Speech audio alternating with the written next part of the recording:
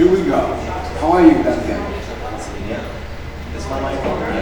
Yes. Hi everyone. Thank you. I'm fine. How are you? I'm great. Nice. First things first. Yeah. Rehearsal. How was it? What was the surprise in the rehearsal? What do you want to do better for the next? Well, there wasn't really a surprise though, but the whole day felt to me like such a warm bath. You know, they really organized it really well. It felt like one big machine when you go through from one step to another, and just experiencing that all the way to that stage is breathtaking. It's so amazing to be a part of that only. But also we got to rehearse. I got to rehearse the track for 3 times, which was great.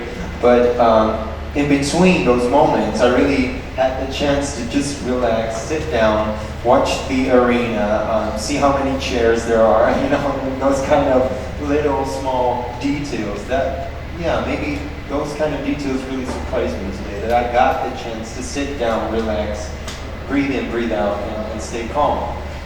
Amazing. So another thing that boggles my mind, the video clip is beautiful. Thank you.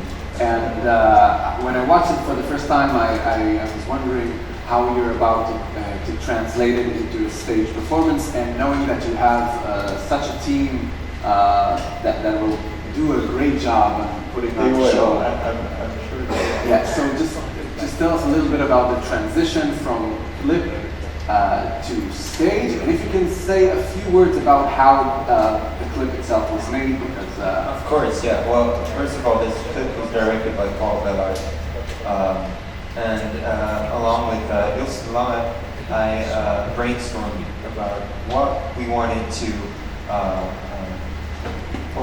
do with the clip, and what I wanted to represent was hope.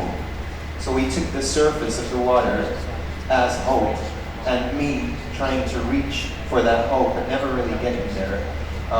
So that image was on our minds constantly, and then you start filming and things go as they go. Because I really love it when things just flow as they are. And with this clip, it all just came together, I guess. Yeah. So from that starting point, and of course we worked out all the details. The answer is clear. From the clip to staging, there's only one thing, or 2 things actually. Me, so I will be on stage, yeah, and in the clip, but also the music. That's the answer, I guess, you're looking for. I think the focus will be on the music and the music only, as it was also in the clip. So yeah, that would probably be the thing.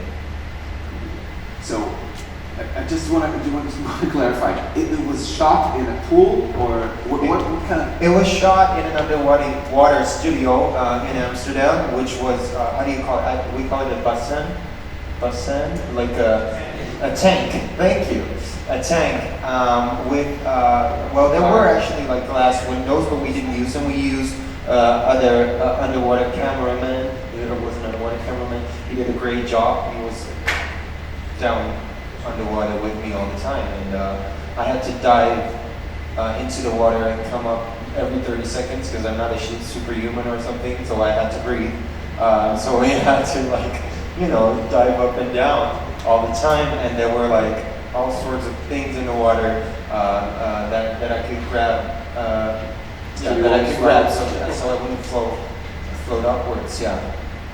Okay, I'm sorry for digging into that. I'm just curious about the creation of the film. It's nice. Yeah, I love the result. I'm so proud of the result. Yeah, it's amazing. I think we did a good job. I'm proud of it. Yeah, it's definitely a good job. Thank you. Thanks. Let's take some questions from the crowd. Yes. Okay. Yeah, over there. I think you have to clarify which. Yeah, we'll go to the 3 hands up in that section, and then we'll work our way back to the center. Hi Duncan, welcome in Tel Aviv. My name is Jasper from Songfestival.be from Belgium. I heard that, yeah. Yeah. You're from Belgium. but they don't know. No.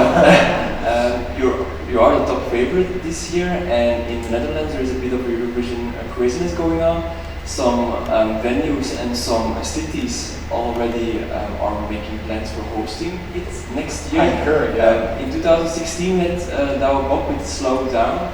Don't you think some people need to slow down and just wait and see what happens? Well, I actually said that before. We need to see what happens. Anything can happen from now until that moment.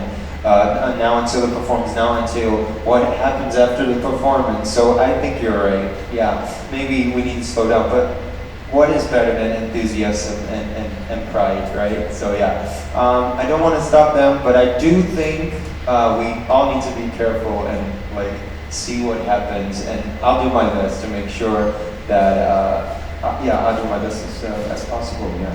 Thank you for the question. We'll alternate between sides. Yes, please. Hi, Duncan, Steve from working at ESC Daily. Hi. I have a question for you. Today was your first rehearsal. How much of your attention and your focus was swallowed up by making sure to look in the right camera at the right time? And how was that for you? Well, at first, of course, you get on that stage, and you're like, okay, where are the cameras? Where am I? What does the venue look like? So for the first take, yeah, there was a bit of distraction, but it's not distraction. I think it's just looking at the venue, seeing what's happening, and so I didn't really get distracted. I was just focused on where they were. So if that answers your question, maybe I wasn't distracted at all, but just really focused, I guess. No, it doesn't take a lot of energy. It's just looking into, searching for that red line, and then you'll be fine. Yeah. Thank you. Yes, over here. Hi, Duncan. Hi. More from Channel 12 News. I want to ask you, last year in Lisbon, I asked Neta when she was first in the betting odds, how does it feel to be first one? Do you dream at night of you holding the trophy, the winning trophy? Do you dream about it? Do you dare to dream about it? Honestly, I haven't dreamed of it. So if I would have dreamed of it, I would have mentioned it. But of course, I hope for it. But again, I'll do my best to hopefully win.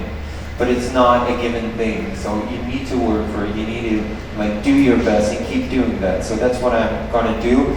And maybe just a little bit, I dare to dream. Yeah, of course. Otherwise, I wouldn't be here. I think everyone who's sitting here dares to dream. Yes. Hi Duncan, Alistair Birch from Europhile Australia. Hi. Can you cast your mind back to your first ever concert? When was it? And how did it feel to be performing in front of an audience for the first time, which had come just to see you? Are you referring to a first concert where I did a full set full of original songs? Because that was 2 weeks ago. On May the 1st. Yeah, 2 weeks or no, even 1 week ago. Oh shit.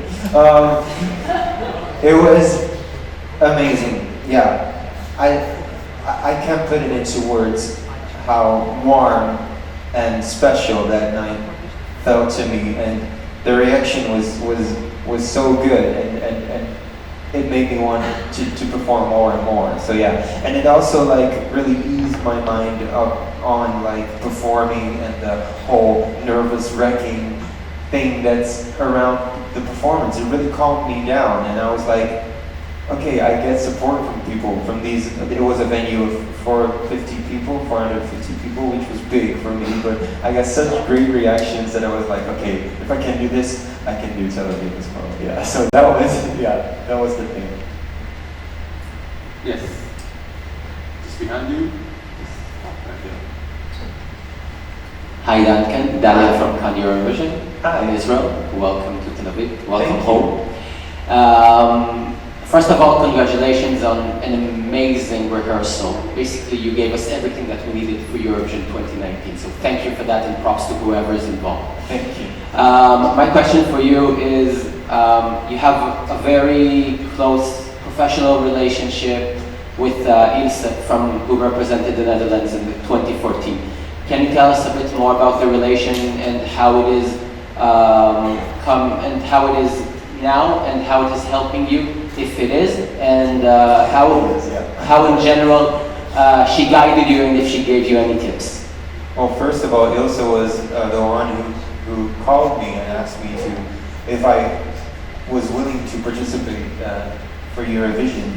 And I was like, yeah, but only famous people in Holland get to participate, so never will I ever get that chance. But after that, the committee was really positive, and then it all started. And from that point on, she was the one who kept me calm, who advised me artistically, who supports me wherever I feel the need to, and she's just an amazing person, who inspires me every day because she's so calm and so, she feels what I feel, I think. I don't know how to put it in words, but she knows what I mean. She knows how to do it because she has the experience that I don't have. And whenever I just say something where most of the times we're on that same line, and if we're not, we will be after just like a few words, and I'll be like, yeah, you're right, yeah,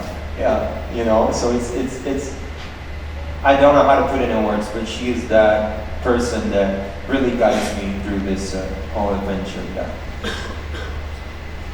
Yes. Hi, welcome. Hi, I'm Leon. I'm from Mako Music here in Israel. Welcome to Tel Aviv. Thank you. You're young, and I think young people needs to be very happy, and the song is very, very, very sad. What it's about, and what is the connection of the song to you? Well, I based the story of this song on the story of a loved one that I lost. So, and she wasn't happy. She really loved someone else, and he never came back. So that relationship didn't go well. So that's the whole point where I started to write this song from. I started from that unhappy place, sort of also advising my younger self, like, okay, this can happen in life. I took it from my perspective. I unfortunately also, with all the perfection on Instagram, social media, all there is perfection on the world, young people aren't happy all the time anymore. So I don't believe that young people should be happy. I think every person should experience whatever feeling they can have. And I took that point of being really sad, and I connected all my feelings, all my experiences as a young human being to it, and that's how Arcade was born. I am happy. I am really happy. I am. But that doesn't mean I don't get to sing sad songs. Look at Adele, look at Sam Smith. They're happy. So we try to stay happy, and we acknowledge the times that we are sad. Yes. Yes, please. Microphone, all the way.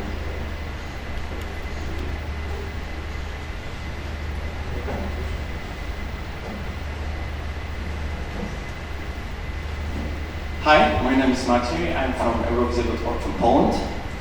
And in recent years, we don't often see solo artists that have instrument on the stage at Eurovision.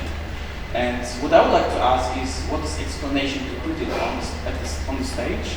And the second part is taking into account that we don't have live music in the contest. So what is your opinion about that?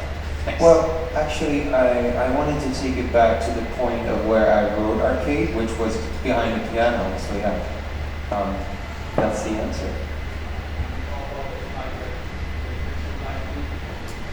Yeah, that's a bit sad, but I'm playing the chords anyway. So yeah, yeah, it's also like, for me, it's really nice to sit behind the piano and experience that whole vibe of me writing that song, performing it behind the piano. It kind of feels like home. So I wanted to bring that to Tel Aviv and to this stage. So that's why I chose to also play back the piano on stage. But I'm actually playing the chords. Thank you.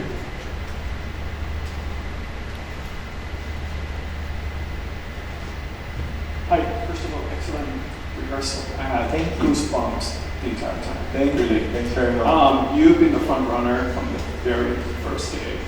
And I'm wondering, you say in your song, Small Town Boy in a Big Arcade, how has the past couple of months been for you?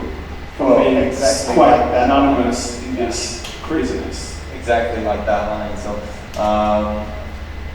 you know, it's when you get all these positive reactions from people. I really felt that I finally got to be myself for the first time in a long period. I finally got to sing the song that I love, because I also love arcade. I like it, because otherwise I wouldn't be singing it. I finally got to share stories. I finally get to be on stage, perform for 450 people. It's an amazing feeling. So yeah, that small town boy in a big arcade, that really came true. And of course, it's busy. But I'm 25. I can handle the pressure. Come on. I mean, I'm perfectly healthy. I can run for miles. So yeah, I can handle that pressure as well. So I was afraid of all the tension that would come from participating in the Eurovision. But because the reactions are so positive, I really feel free to do what I want and be whoever I want. And I hope I inspire people, fans who are watching, to be their true selves as well. Thank you. Quick question over here. I'm Simon from Poland, writing this letter. First of all, when I'm listening to you, I'm impressed by the order in your head. It's like your song in full harmony and beauty. Really. Thank you. And the question is, because, okay, you have some experience as a musician, but actually you are also the beginner in Dutch market. Yeah. And you stated that you were overwhelmed by some details today during the first rehearsal. When is the right moment to participate in that contest? When is the right moment for the beginners or for more experienced For like person? other artists to participate in Eurovision. When do you think? As a beginning artist, when would you decide to go, yes or no? I don't think there is a point or an advice in that for me, because for me it felt like I had a lot of songs, also arcade, but I wrote a lot of songs behind the scenes, but I wanted to put them out, I wanted to release them. And Arcade was the first track I wanted to release. So for me, the stars were right. And that was the case. I normally don't say the stars were right, because it sounds a bit vague, but it was, actually. So I really think, as a beginning artist, make sure you have a bunch of songs you love. Make sure to hold tight to it, never let them go. And if you let them go, they're probably not right for you, but don't let them go, believe in them. And if you get the chance after believing in that song and not letting them go, then you'll be ready for Eurovision. We'd like to thank everybody and thank you and wish you good luck. Thank you.